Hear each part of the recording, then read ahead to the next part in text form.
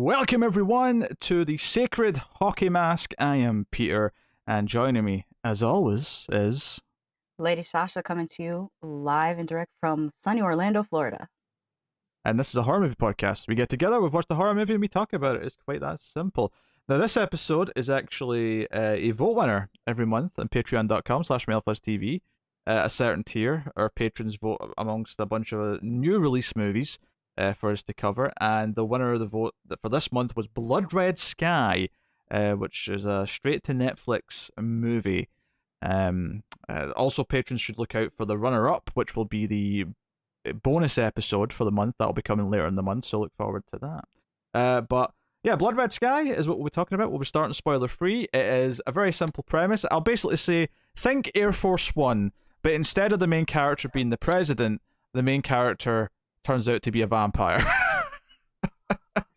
That's the premise of Blood Red Sky in a nutshell. So we all start spoiler free, like I say. As always, I'll give you a warning before we get to spoilers. I will go for it. So the premise of the film, just to expand upon it a little bit more, is that this woman with her son, who's like, I don't know, 7, 6, 7, maybe 8, a push, I don't know, whatever age is. He might be about 9. He 9? looks like Is he a older than that? 9-year-old. Yeah, Yeah. maybe he's 9. I don't know. Yeah, now you have to say it. He is a bit more capable than maybe I'm giving him credit for. But Mhm. she's traveling with him in a transatlantic flight from Germany to New York, and there's a hint that it's for a medical reason, but we don't really know for sure. But they do point out that because of the direction they're flying in, and because of the times they're flying to and from, it'll Mhm. actually be night the entire time, and it'll still be night when they get there because of the time zone differences and stuff. So it's like, oh, that's interesting. It's like she's running from the sun. She's actually Mhm. out flying the sun. That's kind of fun. Her name is Nadja, which made me cackle with laughter because the female character on What We Do in the Shadows, the TV show, is also Mhm. called Nadja. So Mhm. I was like, "Where's Laszlo? Where's And Nandor?" that is a great show, What We Do in the Oh, Shadows. it's I love great. that show. I've been rewatching it. I've been gearing up for season 3. I've been rewatching. It's so good. Um, but she's on this flight. Of course, there's some terrorists.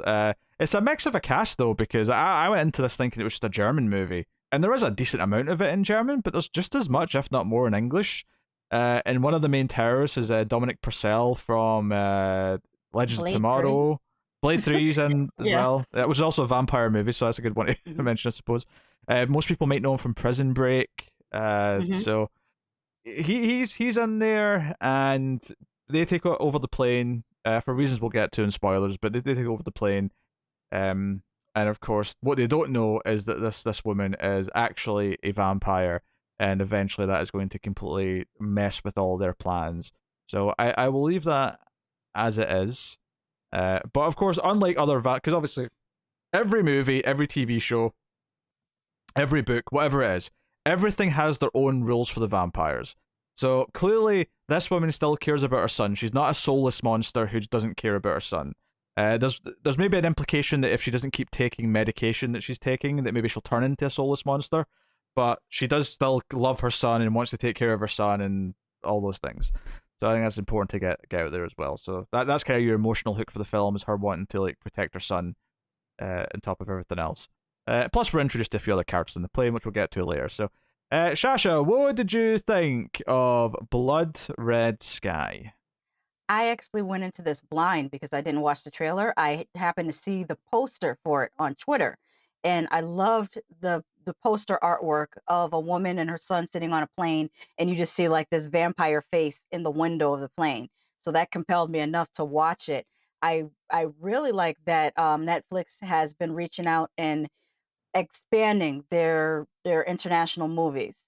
And this is actually, I believe, is a co-production between the UK, Germany, and France. I want to say those are the three countries that it was a co-production. Well, Along. part of it is set in the UK. There's a lot of it. Yes. There's a bookend that's set in Scotland of all places. So I was not Hmm. expecting so many Scottish accents when I when I started watching my German vampire on a plane movie. Hmm. But sure enough, there they were. Although, just on that poster, it didn't occur to me till you said it, but I mean, I get that it's just symbolic because it's like showing you she's really a vampire, right? In the Hmm. reflection. But I mean, vampires traditionally, we don't, reflections aren't typically something they Oh, yeah, you're right. they really have. Yeah, yeah, that is funny. Just throwing that out there. Hmm. Just throwing that out there. There's a whole bit, and I don't know if you've ever seen Blackula, but there's a whole bit where Blackula has turned somebody. This is in the old 1970s movie, and the Oh, person is okay. I've not highly upset. I've not seen it, but trust me, I've heard of Blackula. Oh, you have to watch it. But there's the person that he's turned into a vampire. He's telling him, "Oh, we're going to a party." And the person becomes highly upset because they can't see themselves in the mirror to see if their outfit looks nice for the party. So they're mad at Blackula. And there's just this whole scene where it's like, "Oh man, I can't see myself in the mirror. Well, how do I look?" Yeah, the joke on Buffy was always, how does Angel shave? Like, how does he do that without a mirror? It's quite daunting. But, yeah. Well, what do you think of the movie? What, did you like it? That's the I thought it question. was fun. There were some parts, like there's some parts that are kind of goofy. But for a Saturday, I think I watched it on Saturday night. Yeah, for a Saturday night movie, I thought it was a lot of fun, especially since it kind of went back and forth between being an action thriller, like high, plane hijacking action thriller to horror, and it kind of went back and forth beautifully. There's some characters that I mean, I'm thinking they're meant to be annoying, but I had a lot of fun watching it. I think I probably give it more credit because I saw it on Netflix. If I paid to see it in a movie theater, maybe I would not have as high an opinion. But for streaming, I think it was pretty good. Yeah, I'm frustrated by this movie, so I guess I'm a bit more negative than you are. I feel like I love the premise, and I think there's points where they kind of hit on what the premise should be. But the two big problems I had coming out of this was, one, it takes itself far too seriously, and the other problem being is that it's far too long. This movie is 2 hours long, and Hmm. when I checked the time, thinking, oh, okay, we must be kind of like getting into the back chunk of the movie, and I checked how much was left. I was halfway through the movie. There was an hour left. I was like, how is there an hour left of this movie at this point? That should be like, ramping up for the last 20 minutes, is what I felt like I was getting to, and it just kept going. There's flashbacks to like how she became a vampire and like some time after that I thought could all just be gone. Like, I didn't think I got Hmm. anything out of those. Just cut them, they're useless. Um, what's funny is that one of the villains, one of the terrorists, is this really over the top psychopath, and I kind of felt like if the movie was more like some, because he feels out of place. This movie feels like it's taking itself too seriously for him, his character. I feel like if the movie matched his character in terms of its tone, and that it was maybe just a bit more fun and less Yeah, like, campy. yeah, because it really takes itself seriously to the point where it's this sad drama about the mother like being scared for her son and what will happen if she lets herself come to the darkness and become a vampire. And there's a point where I'm just like, oh my god, give me something to like about her, please. She's like, it's kind of funny because we talked about Quiet Place 2 in the last episode that we recorded, and we said, one of the complaints that you brought up was that being a mother is not like the only characteristic you can have. You need more than that. That's not Hmm. an entire personality, but that's really all we have of this woman, is that Hmm. she's a mother and she's a vampire. And I also That's it. noted how oddly she was acting in the airport. I'm sorry, but TSA would have stopped her. She's just acting so weird and what's the word I'm looking for? Suspicious. They would have stopped her for acting suspicious in the airport. She was being very twitchy. I also didn't Mhm. realize they'd let a kid just bring a basketball onto a plane. He's just bouncing it in the terminal. Mhm. But I noticed, I assume it was intentional because I assume it's just all paid extras in the background. But there's a guy over at the window in the shot where the kid just starts bouncing the ball, and they're just at the waiting seats in the terminal. And this Mhm. guy turns around like, "What the hell? Why is there someone bouncing a ball? It's the airport terminal. Stop this right now. Mhm. Quiet. This is quiet time, child. Quiet down."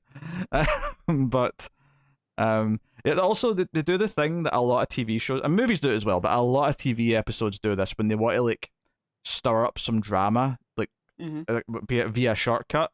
Is they do the thing where they show you part of the ending at the start and then go, but let's go all the way back to the start of the story and we'll see how we Mhm. got there at the end. And I'm like, you didn't need any of that at the start. It was just, No. it was like, and all it did is extend it because by its nature, because you're trying to keep it secret what actually happened on the plane, because the opening is the plane landing at this RAF base in Scotland, and you've got all these military personnel and like sort of like discussing what to do and try to see what's happened on the plane. And we know it's a vampire movie, but they don't know that, so they're all like, "Oh, what's happened?" So it's all mysterious. Something's going on the plane. No one's talking to us.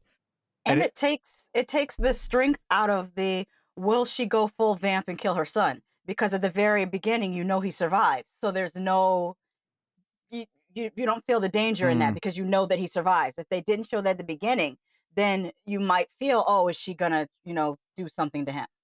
yeah, absolutely. It kind of like takes, especially by this movie's own logic. Now, I don't think it really makes me care about the kid all that much. I think the characters are kind Mhm. of bland, and it's maybe the biggest problem the movie has.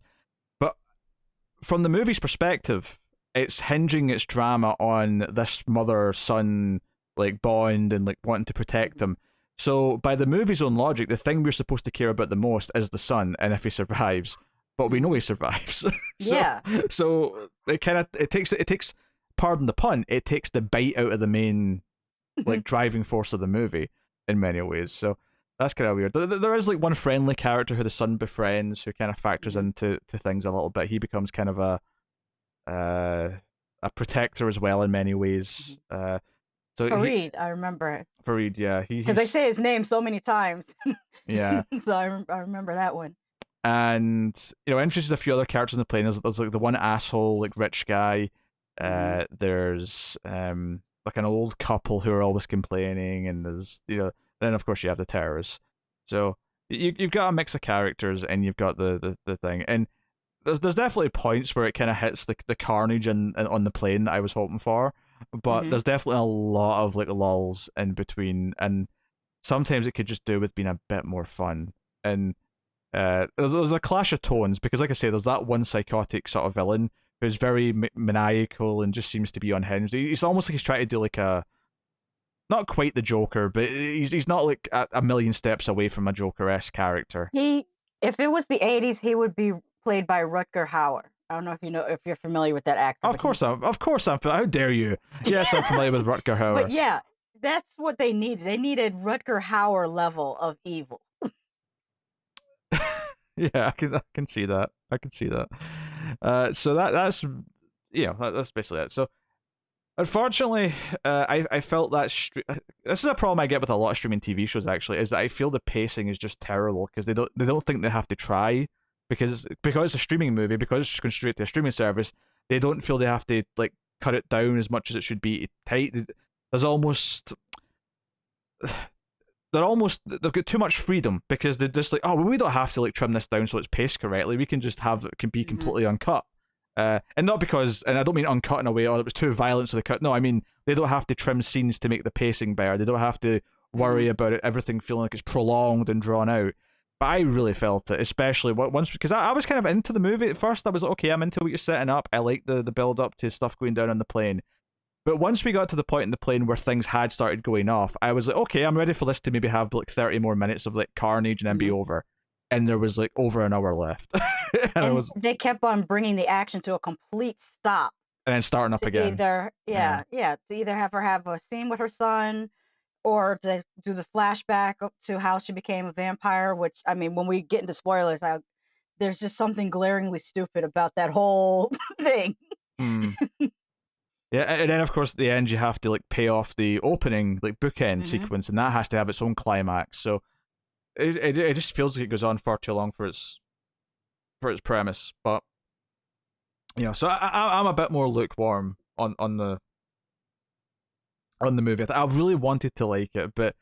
sadly at the end of it, I'm going to say something I've said about several movies that have went straight to Netflix or Netflix originals or whatever you want to call them. But Mhm. it's a Netflix movie.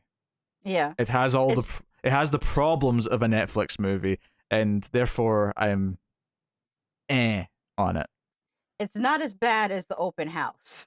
That's probably the worst Netflix movie I've seen. Although the Uh, sound design was so good, but nothing happened. And it was uh, just a terrible, terrible movie. yeah, Open House was really bad. We reviewed that one. That was Yeah, trash. I've so much money on the screen. They had all the right lighting and camera, and they had, everything they needed to make a good movie, and then they just didn't. That might have been one where they made it, realized they had a turkey, and then Netflix bought it for cheap. I don't think Netflix Could made be. that necessarily. I think that was like, oh, we have to unload this. Netflix will buy it. They'll buy any old Mhm. shit. Hmm. So yeah, unfortunately, I don't think this is anywhere nearly as fun. And I'm not saying you can have a serious version of this. You totally can, but the problem with the seriousness is that if you don't nail the actual drama and make me care about the characters, then all of it's going to fall flat. And sadly, I think this does kind of fall flat by the end. It's a shame, especially when it because the reason the terrorists are doing what they're doing, which we'll get to in spoilers, is actually kind of interesting and in a really kind of cold way that's unique. I think as far as a motive goes for this type of like plot, it's kind of a unique motive. But um, hey ho, that's the spoilers that you thought. So I'll give you the warning now. We're going to spoilers for Blood Red Sky. Um, do you want to start with the flashbacks? Do you want to start with the because you said you want to talk about how she became a vampire. So feel free Yeah, to yeah. let I'll rip. I'll go ahead. We flash back to Nad it's Nadia or Kaja. I think it's Uh, Nadia. Nadja. Yeah, Nadia. She's in the car with her husband and her child, and the car breaks down. And he says, "Well, I'm gonna go and get some help." Now, at first, this makes sense. You're like, okay, well, she's gonna stay in the car with the baby. He's gonna go get help. Until we discover later when he doesn't come back, and she decides to take a baby and follow a trail of blood, because that's always what you want to do when you have a baby: is follow a trail of blood into the basement of an abandoned house. But we find out that she's had a cell phone this whole time that she's using as a flashlight. And I said, why did he get out of the car to get help if you had a cell phone that you could have just called for help? And they didn't even write into the dialogue that, oh, we don't have, you know how they usually do in horror movies. Yeah, no Oh, there's no signal. signal Yeah. here. They didn't write that in. So that whole part was like, what? None of this had to happen. None of this had to happen. Yeah, you've got that scene. There's a scene where she goes home Hmm. in the flashbacks and she's got a baby and she like grills at the baby, but she's like drinking the blood out of the meat packet. She's like sucking up whatever blood she can. That was unintentionally funny. When she turned around and growled at the baby and the baby started screaming, I cracked up so hard at that, and I'm sure that was not meant to be funny, It, but the way it came off, it was hilarious. that's just that's solid parenting. I think you just grill at your Hmm. baby till they shut up. That's what you do, right? And then she goes back to where she got bit and discovers that. So she actually killed the vampire that bit her because like the sun was rising. I mean, so she didn't really kill it, but she because of circumstances it died via the sunlight. Hmm. Um, and it turns out that that vampire had a dad who's also a vampire, which is weird. But okay, and he's like, no, we have to contain this evil. Like, there's no real like stopping it. We just have to contain it. So he tries to kill her, which leads to him being set on fire. Hmm. She steals all of his meds, which is what's helping her sort of stay kind of human esque. Because we see her hair's falling out. The Farid's character is he assumes that she has leukemia because she's wearing a wig early Hmm. on, which is kind of an obvious sort of natural assumption that one might at least think of. But um, yeah, so that's basically the flashbacks, but they come in and they're not Hmm. needed. Like they're not needed at Oh, all. I also think Farid assumed that because her son told him in the airport that we're flying to America for my mother's treatment, Mm, and so he assumed her treatment must be for he's hears the child say that she's going for treatment, plus she has a wig on, yeah, and he yeah, puts two and two together and thinks, oh, it must be cancer or leukemia. yeah. Although I'm pretty sure Germany probably treats some cancer patients Yeah. somewhere locally, I imagine. But whatever. Hmm. But no, maybe it's a special experimental treatment or something. Who knows? Whatever, right? You can flow with that.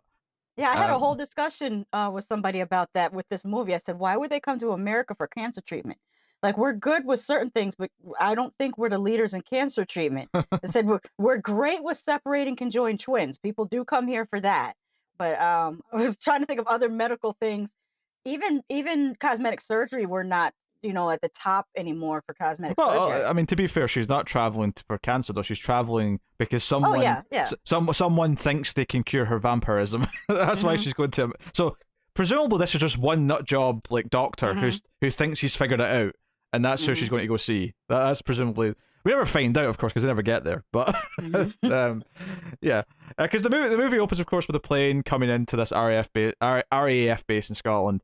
Hmm. And they're all sort of like, okay, what happened? The kid comes climbing out the plane. There's some dialogue to indicate that someone's going to blow up the plane once the kid's clear. and they try and ask the kid what happened. It does that thing where it like fades into the flashback as they're asking him, which is actually really annoying because it means the flashbacks that we have of her becoming a vampire are flashbacks within flashbacks, Mm-hmm. which is the sign of a script that's just a little bit messy. Because, like, I mean, I know that going back into the story, like, you know, having the bookend where this is where it ends up and going back, and because we fade it on the kid's face, it doesn't necessarily mean 100% that this is the kid's memory of what happened, because there's obviously a lot of things we see in the course of the movie that isn't from his perspective. He wasn't there to see certain things happen with his mom or whatever. But it's still kind of weird to go another layer by having her have flashbacks within the overall big flashback. It's just a little bit odd. It's a little bit wonky as a narrative structure. But anyway, yes. So the terrorists take hold of the plane. It turns out that the one you know, the one air hostess guy, or not hostess, the air host, I suppose would be the more term. He turns out to be flight attendant. Flight That's what attendant. they call them now. Yes, flight attendant. Yes. That's the one. So the flight attendant, who's a little bit campier. I mean, he seems campier. It turns out he's actually just a psychopath who loves stabbing people. He stabs the one guy like repeatedly, and you think he's going to go and clean himself up before he like pretends to be okay in front of the passengers. No, he just walks out in front of the entire plane of people but covered in blood and going, "Don't worry, everyone, everything's fine." And I was like, okay, this guy's like a Batman villain. That's who this guy I is. enjoyed his character because I did not peg him like when they were showing the flight attendants. I didn't think that he was going to be one of the terrorists at all. Like that threw me for a loop. I like that. Yeah. And then the other the other employees, the co-pilot, turns out to be working with them as well. Mm-hmm. So I guess we should talk about why they're doing what they're doing. We can talk about that here as a subject because it's actually kind of interesting. So there's some dialogue that we hear. There's some like TV broadcasts at the start talking about how the flight, like aviation stocks are like skyrocketing. Everything's like super up and is everything's profiting. They're all up. And basically, we never find out who, but someone in power is paying off a bunch of these mercenaries and people who work for the airport or the airline to do this to the plane and make it look like a terrorist attack, so that because basically, apparently, I don't know if this is true. I never looked it up, but apparently after 9/11, stocks for airlines went down, and they basically want to manipulate the market by making something like a terrorist attack. So they intentionally like lured, like Farid, it turns out, was lured onto the plane because he's a scientist and the conference he was going to was fake. He didn't know that. He was lured on to then be painted as a terrorist just because he happens to be Muslim, and they sort of make him read something in Arabic, and you know it's all that. So, but they don't have any beliefs. They're just like being paid to enact this so that it'll affect the stock market. I mean, I'm not going to say it's like super exciting, but I at least appreciated it was a little bit different to normal. I don't know what I was expecting, but I was like, okay, that's a little different, I guess. I agree, and I like that the terrorists were American because for so many years we've had the Russians. I feel bad for the Russians, like in American cinema, like the Russians have been through the ringer. And then we've had for a while in the 90s, it was all about the IRA. There was a bunch of movies that they put the IRA in it. And then more recently, it's been like Middle Eastern people being painted as the terrorists in movies. So it was kind of interesting to finally have Americans be the terrorists. It does. I mean, that's actually one of the smarter things about the movie, just on a premise level, is that so one, you've got Americans. I think they're mixed. There's a couple of them I think are from different places, but the main one, Dominic Purcell's obviously American, and he's the leader of them. Who doesn't survive? I mean, obviously he's not the main villain because the one who's psychotic's the one who survives and becomes the main villain. But Dominic Purcell's the leader, and he's there for the first like half of the movie. But you've got the idea that Americans and the motivation being money. So the idea that the villains are people, just rich Americans, is kind of interesting because it's maybe a bit more tied to our times in terms of like perception. But also just the idea that the vampire is the hero in this movie and the villains are a bunch of humans. Now, not for the whole film, of course, because eventually Crazy Man intentionally extracts some of her blood and gives it to himself so he becomes a vampire. And then we have vampire carnage all over the place. But you know, to begin with though, because they think they've killed her. You know, she gets up at one point to chase after her kid, and the crazy guy shoots her, and they think, oh well, she's dead. And then of course she wakes up. Oh, of course she has a flashback first. Stupid flashbacks. But she gets up, and then she goes into the cargo hold, and she starts to like resuscitate. Well, not resuscitate, but like get stronger. Strengthen herself back up.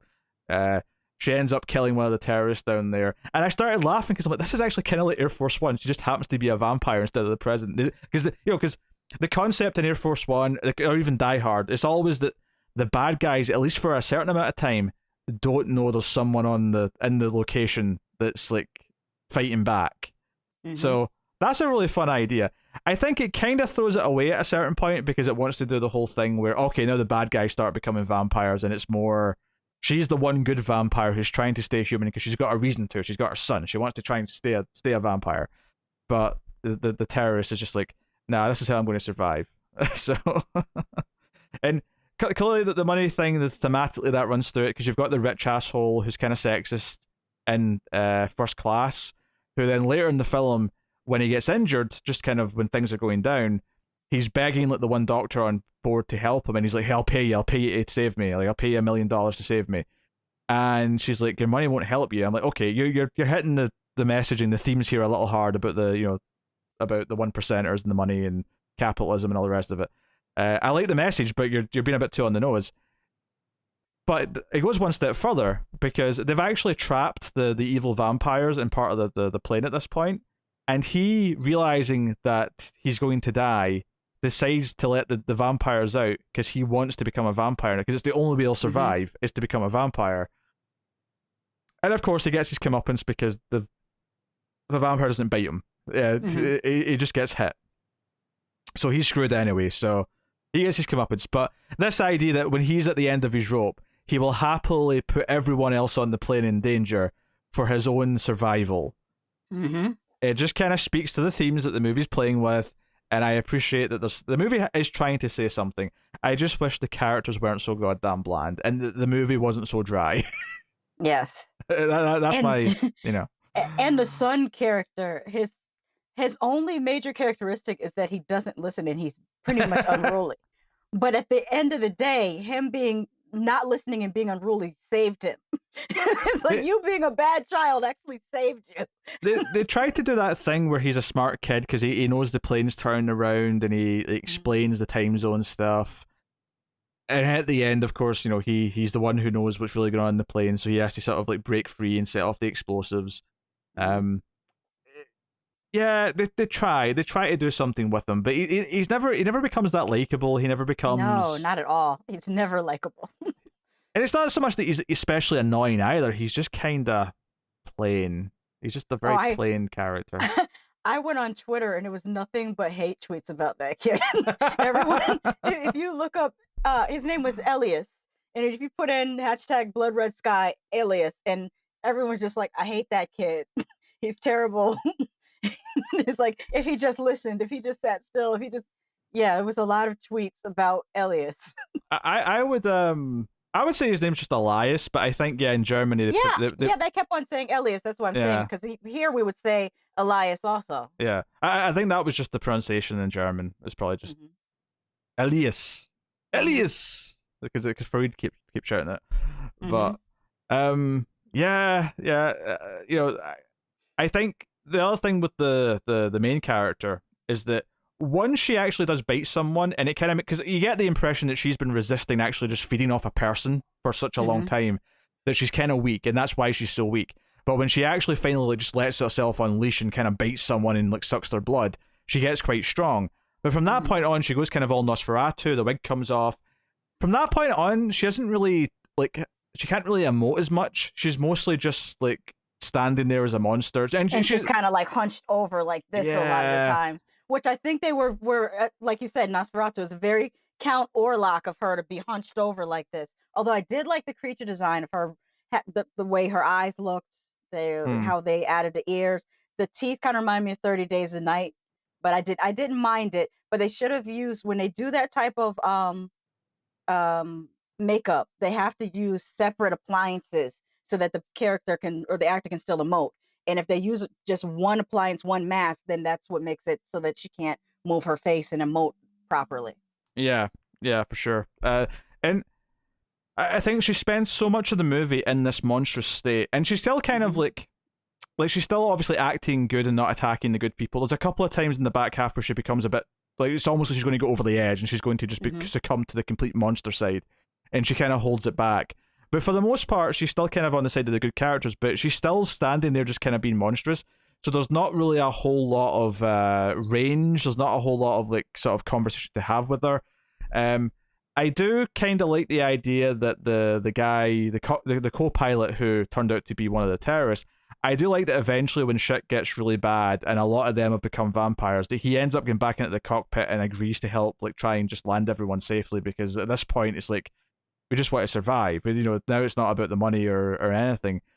Um and there's like the slimmest of like through lines to show you that he's a dick, because there's a little line early on before we know that he's a bad guy where the flight attendant, you know, the woman is like Hmm.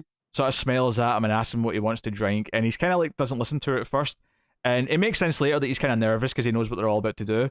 but there's this sort of joke with the other flight attendant where it's like, oh, they're all kind of gunning for him because he's the cute new co-pilot, and then of course he turns out to be a monster and it's whatever, but. Later on, when he's helping them again, so oh, maybe he's having a bit of a redemption arc here. He's maybe doing the right thing ultimately. Although that said, it can't really be that much of a redemption because they were intended on letting the entire plane full of people die. Like that was the goal the whole time. So he can't really redeem himself that much. But just to confirm that he is an asshole and he deserves to die, there's a moment where they're all banging on the door to like get into the cockpit because Hmm. the vampires that are now being created out of the terrorists are just munching their way through everyone. And it's this flight attendant who's right at the door. She's banging, she's begging to be let in. The one who had a crush on him, and he just like doesn't do it. And it's just kind of this moment where it's like, okay, he had a chance to kind of like almost like win a bit of favor back with her by being nice to her and like saving her life, but he doesn't. So it's a very thin through line. It's just a very thin thing to give him like a Hmm. connection to a character so that we care a little bit when he makes this choice. It's it could be more because I really thought there's a moment when we all got on the plane for the first time and it introduces to the rich guy who's also Scottish, funnily enough. I don't know why the rich man from Scotland is flying from Germany to New York, but he is. Um, and then it introduces to the old couple and the old guy's bickering, and obviously we've met Freud.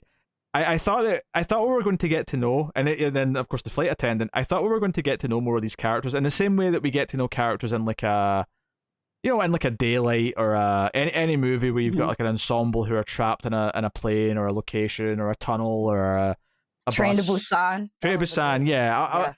I was expecting it to be more of an even ensemble at that point, or no, maybe not even, but at the very least, like get to know a bunch of them enough that I'd care a bit more when some of them Hmm. die or whatever.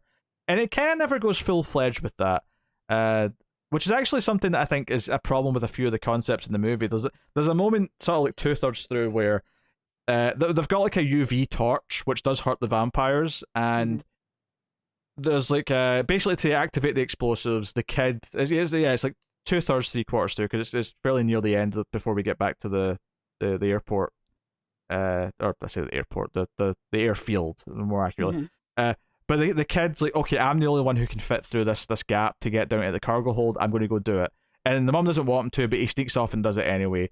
And I thought this really should be made more. This should be more of a moment. This should be more of a moment where she has to accept that the only way that he might even survive this is that he has to be the one put in danger to go and like do this thing. Because at this point in the movie, all of the good characters that are left are saying we have to blow up this plane because if this plane lands and it's nighttime and these things get out into the world, like the world's screwed. Like Hmm. these things are going to spread. Vampires are going to take over the earth. Blah blah blah blah. And it's like, okay, the kid has to squeeze through this thing. He's the only one small enough to do it, and he's going to go and like set up the explosives or get the remote for the explosives, whatever it was. And it's like, and he sneaks down there. He's got his one little flashlight, and he's sneaking around, and he ends up having to hide under the car because there's a vampire sneaking around as well. I'm like, this should be a really great sequence where you can set it up and you can sort of set up the stakes and say, okay, this is your task. This is the task that has to be accomplished. This is the most vulnerable person, but we've seen him be very capable and kind of rebellious. So maybe he's the one guy or the one kid that can pull it off. and you have the mum be worried about him, and for the first time in the movie, she has to accept that she can't be there to protect him, directly. Mm-hmm. But it doesn't really like play it up. He just kind of sneaks off and does it without them really talking about it too much, to the point where I wasn't even sure what he was trying to do when he snuck off to do it. I'm like, this is exactly the sort of moment where in a movie like this, make it clear what the goal is so I know what he's trying to accomplish, so then I can root for that thing to be achieved. I can root for him to make it through and get to the goal, get to that one place that he needs to get to, or get to that one object that he needs to get to. And instead, I felt like it just kind of half-assed it to the point where I never felt I never felt them making a spectacle. I never felt them making like a set piece out of it. It instead just felt like another scene. And it's one. I know that sounds like a nebulous complaint almost, but it really is. I think what separates some of the best movies that have these sequences. I think Train to Busan is a great example. You brought that up. Is that there's that set piece in that movie, and it's been a while since I watched it, so I don't remember all of them. But there's a set piece in that movie where they have to sneak through a train carriage that's full of sleeping zombies, because in that universe they sleep. Right? I know not all zombies do, but in that movie they do. Mm-hmm. And it's this set piece where it's like, okay, the goal's simple. We have to get through this car to the next one, but we have to go past all these sleeping zombies, which means we have to be really quiet. It sets up a goal, it sets up a rules, it sets up that this is how dangerous this is, and then we have to watch them do it. And it makes a set piece out of it. And I feel like this sequence here could have been one of this movie's set pieces. And there's another couple as well that could have been set piece moments that could have really anchored the experience. And instead, it kind of felt, especially in the back half, I felt like the movie was kind of, I don't know, like I kind of lost track of because sometimes I'll go through these movie plots in order. But with this one, I felt like once all the monsters, like once enough of the terrorists became vampires, a lot of it just kind of blurs together in my head. I don't really remember the sequence of events that much once it gets to that point. Yeah. So I think what they should have done, instead of having that opening sequence showing the little boy getting off the plane and Farid in the cockpit, they could have replaced that entire thing with showing. What made me think of this is because we were talking about Train to Busan and how that movie opened up with the different characters talking. You know about the teenage girl that she has a crush on the baseball player, and the other guys are like telling him, "Hey." I like how they start chanting accept her," like basically saying she likes you, you should like her back, type of thing. And you see the big guy who's going to be in Eternals. I forget that actor's name. That's so happy that his wife is pregnant. He's excited about being a new father. And in this, the father who gives his daughter the same gift, probably the second or third time in a row, because he's so busy with work, he's disconnected from her. All these things, it didn't even take that much time to explore that. Probably less than 5 minutes to establish these things. But they could have done that with these characters on this plane. It humanizes them all, right, though, because they all feel like human beings, whereas in this movie, they're all defined by their one trait that they serve the movie. But the only one that goes out of its way to humanize, because people are constantly being racist and making assumptions about him because he's Muslim, is Farid. Everyone else is just what they are to the movie, which is they are the vampire, they are the son in peril, they are the bickering old couple, they are the asshole rich guy. And it's not that they don't try to say something with the asshole rich guy, because they do, and I appreciate the themes that the movie's going for. But there's so many, like, it's all a bit surface level. There's very little beyond just, like, give us characters who have wants and needs. Give us, like, let us know why this old couple are traveling where they're traveling to. Maybe they're going to go see their grandkid for the first time. Oh, all of a sudden there's a bit of sympathy because they're going to die on this plane. Let us know that the rich guy, let's say because the rich guy, I guess, is the kind of the normal antagonist, in the sense that he's kind of the asshole, but he's not one of the terrorists. Like, give us a sense, like, maybe make us sympathize with him a little bit before he makes his bad choice to, like, let the vampires in. Maybe he says, "Oh, screw my money, just please help me." Maybe he, like, finally, like, says something else before he goes, or maybe I don't know.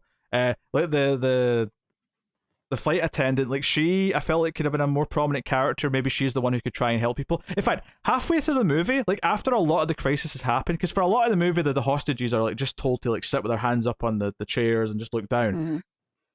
Once they start, like, getting up and moving around because the bad guys are about to parachute off, and the only reason why they don't is because they realize that someone's sneaking about and killed one of their guys.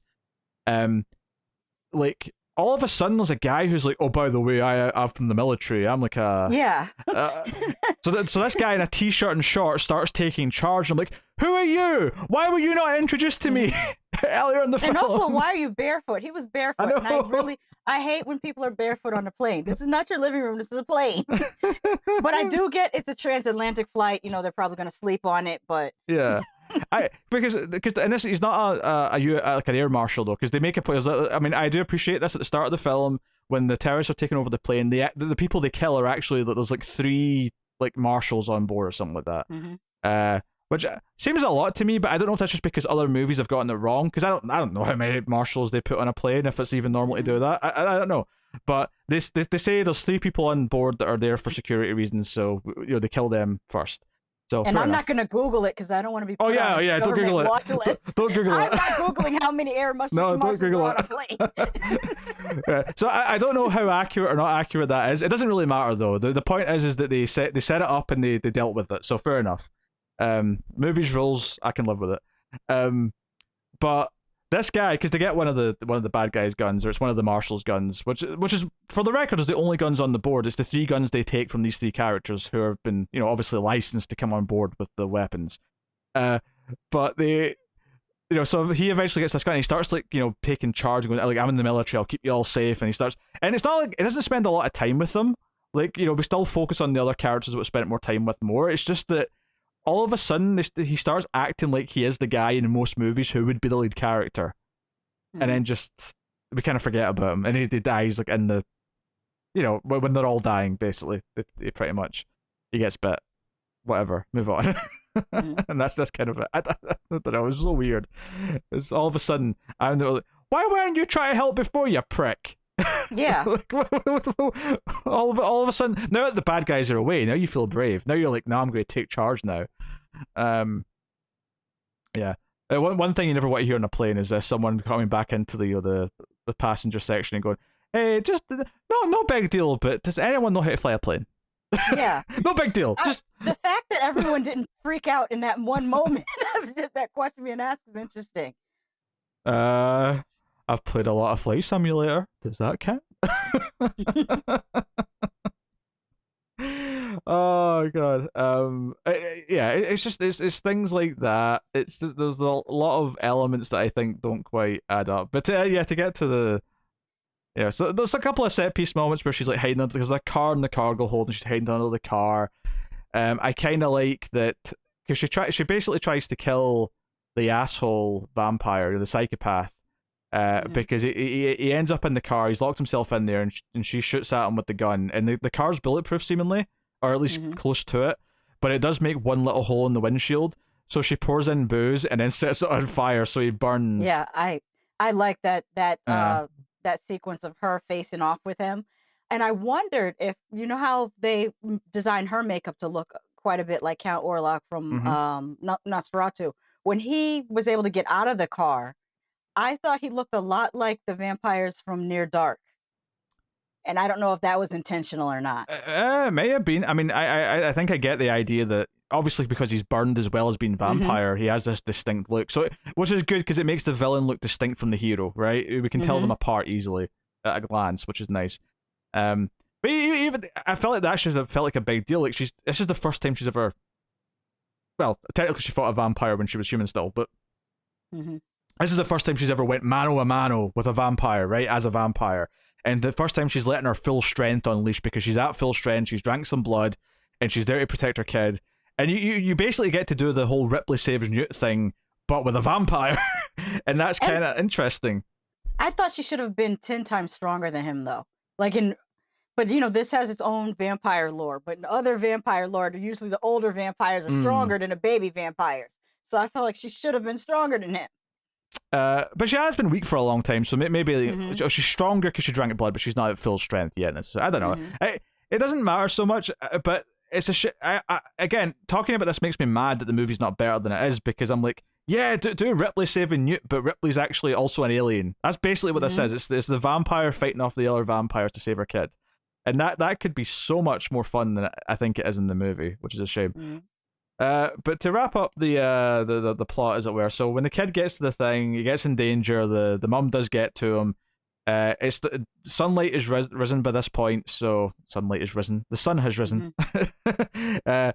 He blows open the door in the cargo hold, and the bad vampire, he gets thrown out. He's sort of dangling on to some of the cargo net for a bit, and then he, eventually that's him. Mhm. And basically they're safe in this part of daylight. This is where Farid too. At one point, by the way, did get his hand chopped off. He got bit in the Mhm. hand, so then So, she, our so main now it's character, it's it's zombie logic that we. yes, That's what they use, zombie logic. Cut off his hand, he won't become a vampire. I don't know how. I guess in this movie's vampire lore that works, but that's more zombie logic. That's not vampire logic. that's true. Although to be fair, I prefer the vampire lore that tends to not just you don't just become a vampire because you got a bit. You become a vampire because the vampire chooses to also give you some of their blood back. Mhm. They actually have to sire you. Whereas here it is treated more like a zombie bite, where that's just Mhm. you. Unless they completely kill you, maybe where they just completely like drain you, and maybe that in that case you just die. Mhm.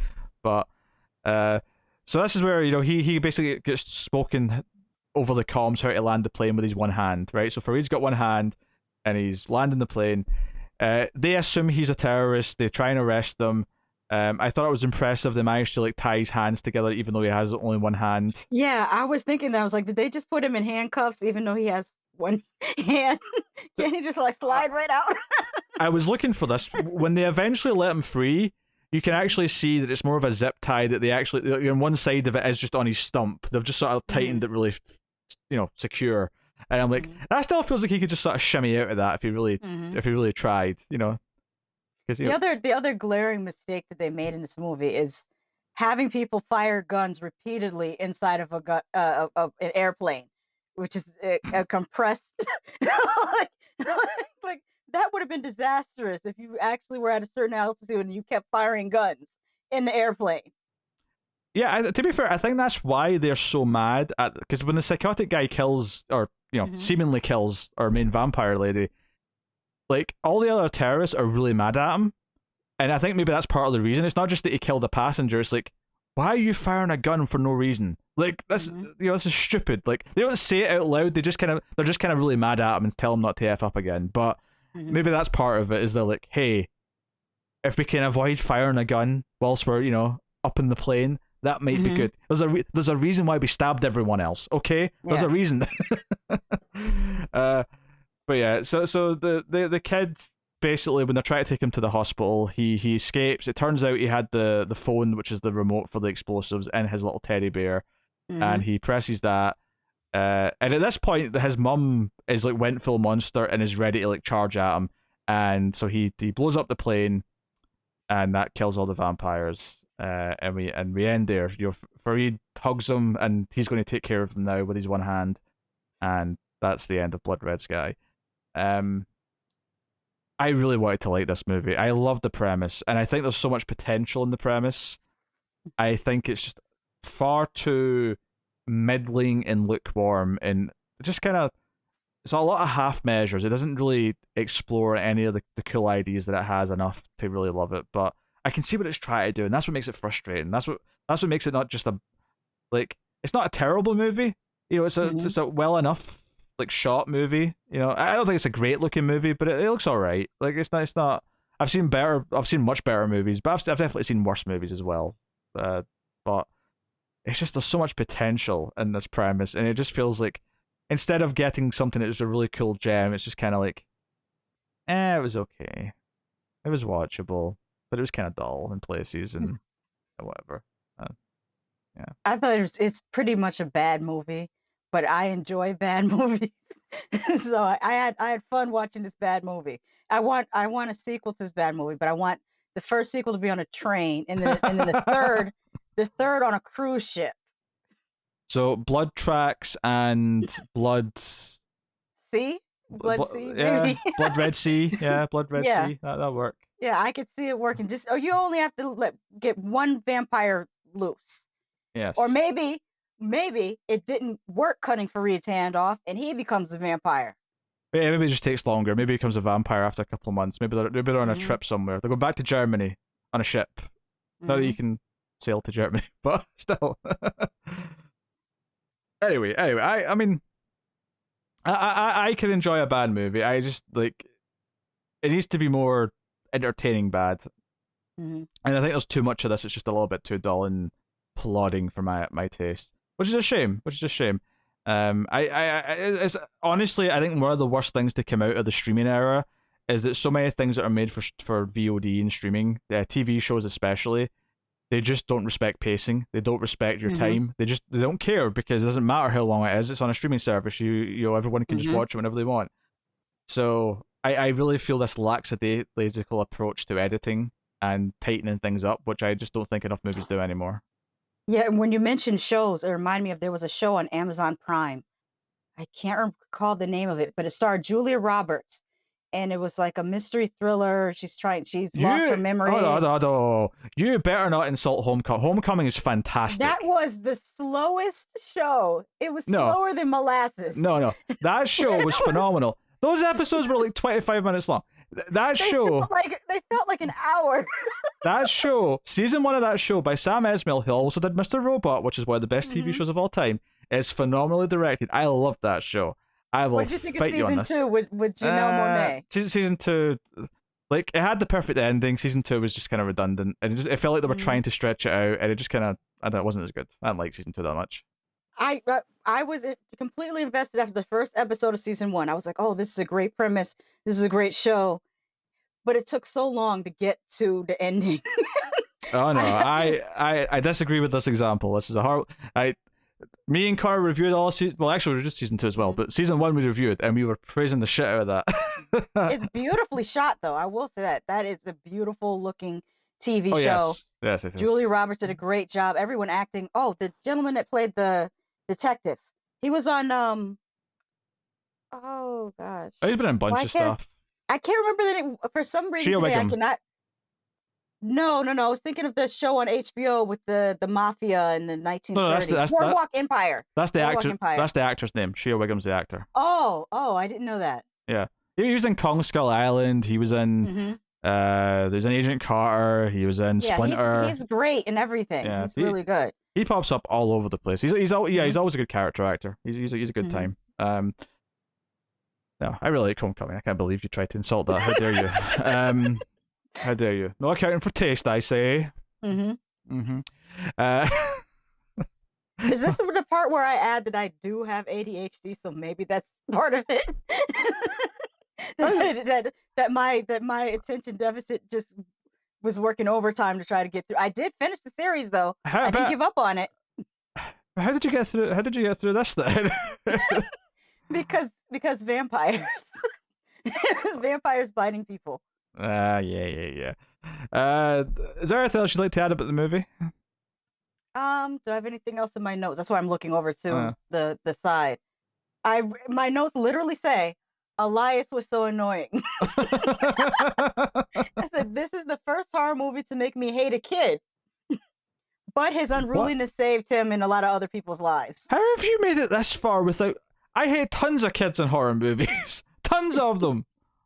I'm trying to think of another horror movie where I hated the kid. I can't think of one. Oh, there's tons of terrible kids in horror movies. Now I did say that last week in the A Quiet Place that the son was annoying, but I didn't hate him. I just thought he did some boneheaded things, but I Yeah. didn't hate him. Have you seen the Ring movies? Especially the Ring 2, the American Ring 2. The kid in that is terrible. I hated him.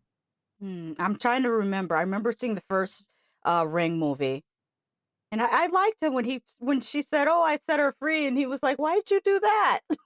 But I don't remember the sequel. I have to go back and watch the sequels. I haven't seen them since they first came out in the Um, theaters. I don't I've rec- never revisited the American Ring movies. I don't recommend. I don't even like the first one that much. The first one Mm. pales in comparison to the original, but Oh uh, yeah, Ringu is just that one, and I dare I say Ju-on. I enjoy Ju-on better than Ringu, and that may be an unpopular opinion, but no, I know people. I know Tim feels that way. I think because Tim loves Joe on the Grudge. He mm-hmm, loves that movie. Um. All right. Well, we're killing it. We're getting off track here because we're mm-hmm. about done with what we've got to say about Blood Red Sky. Um. 2 hours, which is far too long. It takes itself too seriously. Or if it was, yeah, I mean, yeah, it takes itself too seriously. Yeah, And I agree. Shave off 30 minutes, and you got a much tighter film. yeah, yeah. So what are you giving Blood Red Sky? I'll give it a 5. That's what I was going to give it. I felt like you were going to be more positive because you said that you liked it at the start. Well, it's not a good movie. I'm just saying that I personally Okay, like okay. bad movies. Like, I have some of my favorite movies, I might only give it 2.5 because they're that bad. Fair enough. Fair enough. I opened this by saying I think, or I didn't open by this, but I said lukewarm. I said middling, and I think a Mhm. 5 out of 10. Nothing represents middling better than a 5 out of 10. Yes. So, 5 out of 10 for me. That's not the worst thing you're going to watch. Maybe you'll connect with it more than I did, but I found the Mhm. characters to be extremely dull, and I didn't connect with any of them. So Mhm. that is what it is. That's Blood Red Sky. So yeah, thank you very much for joining us. Let us know what you thought of Blood Red Sky in the comments below, and let us know what you thought of the movie if you've seen it. Please do like and subscribe, ding the bell for Mhm. notifications. It's very important on YouTube to do that. Of course, you can rate the podcast, the audio version, if you listen to us on the Streams After Midnight feed on iTunes or wherever you get your podcast from. You can, of course, support us financially, though, over at patreon.com/MailFuzzTV for as little as $1 per month. That $1 get you a bonus episode every month of the show, plus you get other stuff at, $5 tier, you get early access, and there's other things as well. So go and have a look and see if you're interested in any of that. And more importantly, just help keep all the content coming. Of course, one of our higher tiers, you become a producer. So I will thank our Patreon producers for the month. So thank you to Tyler Hess, Cindy Palacios, David Short, Bordenau, Al Treisman, Christopher Moy, David Brown, and Stanley. That is our Patreon producers for the month of August. So thank you all. Shasha, would you like to promote your channel? Yes, definitely check me out at What Did I Just Watch? Coming up in August, I will be trying to get through a whole lot of requested reviews. I have a backlog of about 15 requested reviews. So try to watch on Wednesdays for me to drop request reviews, which I just review whatever you guys ask me to review. Cool. So there you go. That's pretty much the show. That's Sacred Hockey Mask. Is this episode 5? This is the 5th one. Look at that. 5 episodes Hmm. already. Time flies. So yeah, look out for next week's episode, of course. And then also look out if you're a patron. In fact, by the time this goes up, it might already be up. The bonus episode. Or if you're a member on Male Fuzz Movies on YouTube, you'll get the access to the bonus episode that way as well. So either way, look for that first episode. And bye. So thank you very much for joining us once again. We always appreciate it. Keep watching scary movies, and if you see someone wearing the sacred mask, remember that a hockey season ended months ago.